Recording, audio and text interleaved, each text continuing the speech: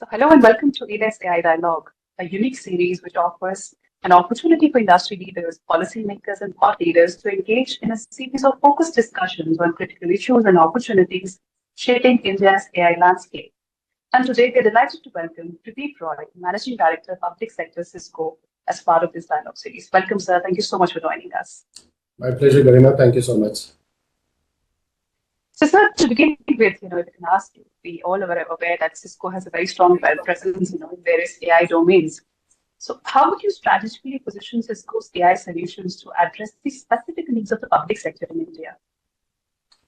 So, Garima, before I talk about Cisco in AI, I must tell you that since I lead the public sector business for the country, India is the most digitized country in the world. If you look at the digital footprint for India, we have close to 1.35 billion people and growing who are using Aadhaar. We got, I think, close to 60 million people who are using DigiLocker. We got about 1.7 million people who are using MyGov app. We have 100 smart cities which are operational on ground. We got 13.4 million rural digital literacy. So it's the most digitized country. So when the country is so deeply digitized, it is quite obvious that the next layer should be the automation and AI.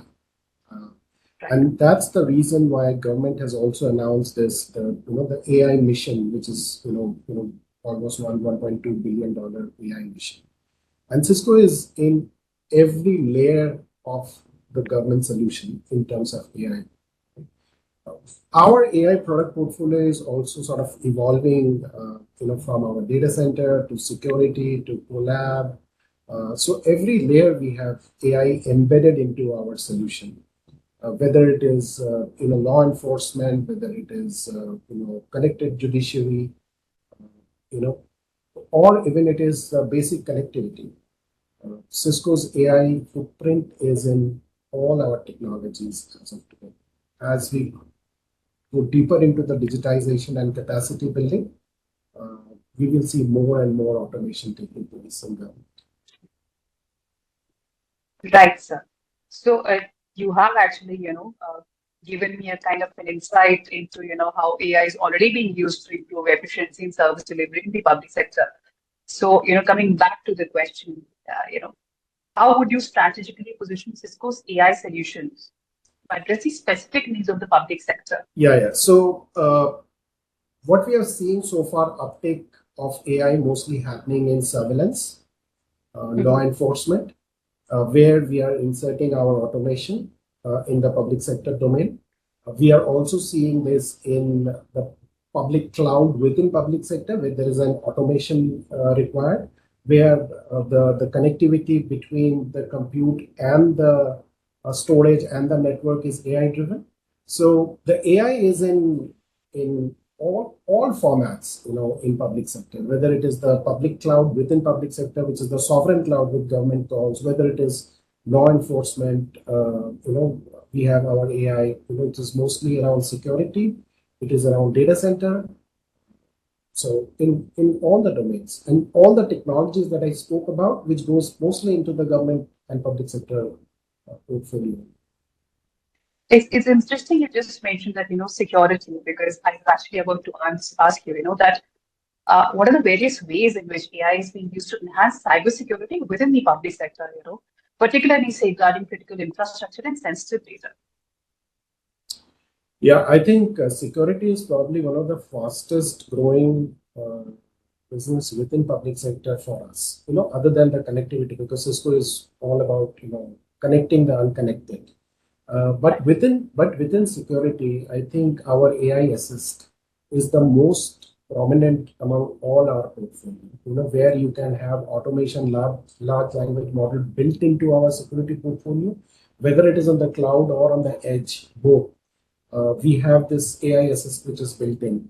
And we are now having our own LLMs, which are basically prompting to create these models with security so that, you are able to have automation and you are able to have a consistent view of what kind of threats you have, what kind of threat perceptions you have within our security portfolio, whether it is in the cloud, whether it's at the edge, whether it is on the end user.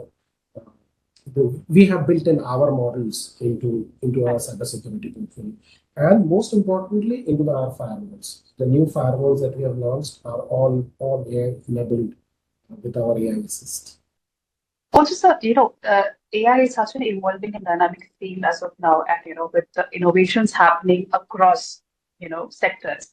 So, how is Cisco collaborating? If you could give us some specific collaborative examples, like with government agencies or academic institutions or other stakeholders to drive Yeah. AI innovation in the public sector. So, a couple of things. One is that we are working very, very closely with law enforcement agencies for various AI initiatives, various police departments for AI initiatives. Some of the use cases are basically NDA, which is not easy for me to discuss here because they make us agree to an NDA because these are so sensitive. But we have seen law enforcement agencies using AI quite often, which is the police, various in the various states. That is one. The second collaboration that we are having very strongly is with the academic of the country. Within public sector, we have a segment for higher education. So we are collaborating closely with the IITs for various AI initiatives internally that they have, including the core curriculum that they teach. This is for their own students, for the projects that they do for the government, and we have separately our own NetAcad, which is actually sort of giving training to the mass through various training agencies. So we have these close associations with educational institutes, predominantly around IIT. We have a close association with law enforcement, helping them to create models and various AI-assisted surveillance projects. It's a couple of domains that we are working on. See, you have to understand that in India also, AI is a evolving domain. It's not that the government has been in AI forever. They are also trying to rediscover new and new use cases that how best they can use it. I think we are just seeing the tip of the iceberg because it is only going to accelerate with the India AI mission, which the government has announced, which is close to $1 billion. So we will see a strong uptake, but more importantly is the ecosystem and what use cases gets developed. Right. So you just mentioned the India AI. Along with that, and apart from that, what do you think are the other policy, support or the considerations that you foresee in the coming future that can actually, push the AI mission or push the adoption of AI in India? Yeah, I think what we will see, in my personal opinion, in this AI mission is a more public-private partnership.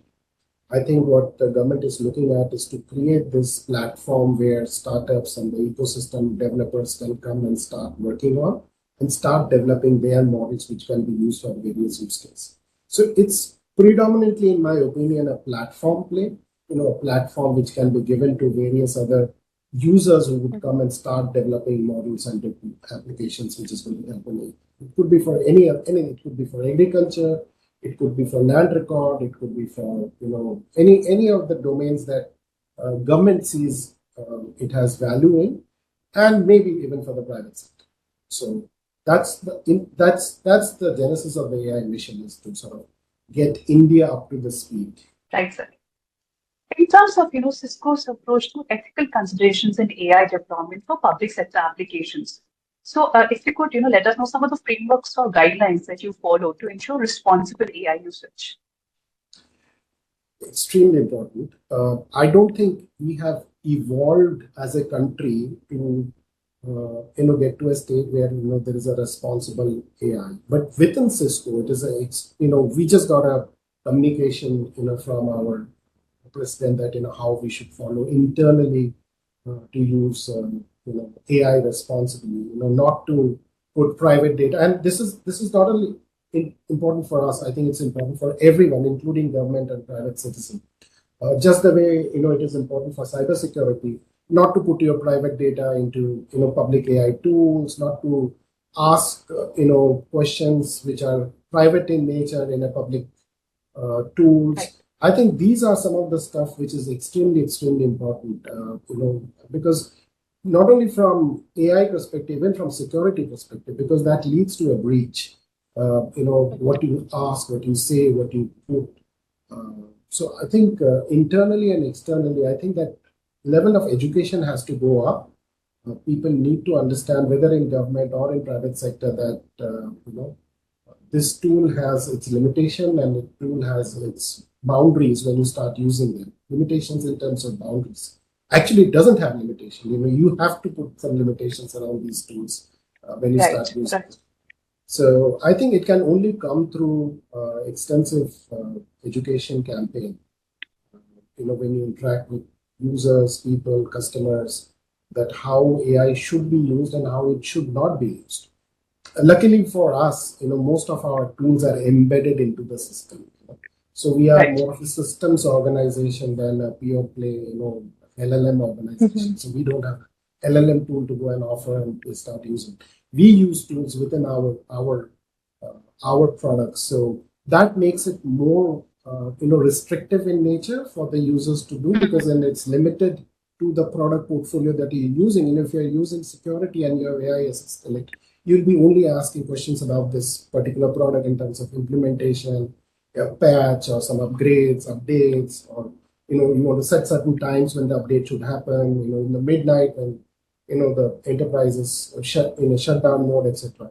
You won't be using it for a public purpose, right?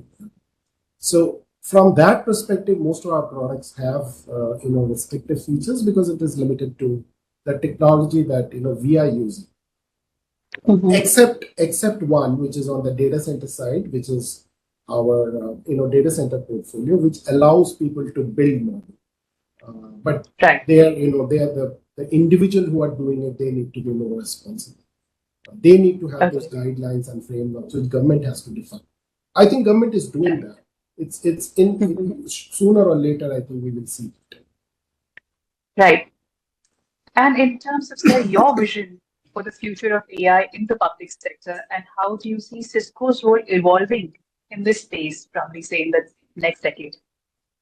See, I would presume that it's going to be everywhere in every technology. Currently, the number one technology that we are sort of seeing getting adopted is, from our perspective, is in the data center space. We have strong partnerships as well. We have strong partnerships with NVIDIA in terms of the GPU. And not only that, on the Ethernet side, we have now Nexus, which is now 400G, and we are going to shortly have 800G connectivity, which is going to be close. They are sort of closely coupled with the GPU based systems, which sort of helps to accelerate the large language models. So that's where we are going to see a lot of acceleration. Other than that, I think we will see in our WebEx portfolio. In fact, we had the system that I'm talking to you right now has got AI facility enabled into it. For example, we have auto noise cancellation. Yes, I just saw that. Yeah, there's an auto noise cancellation embedded into it, and you enable that. If you're responsible, you enable that. If you're not responsible, you do not enable that.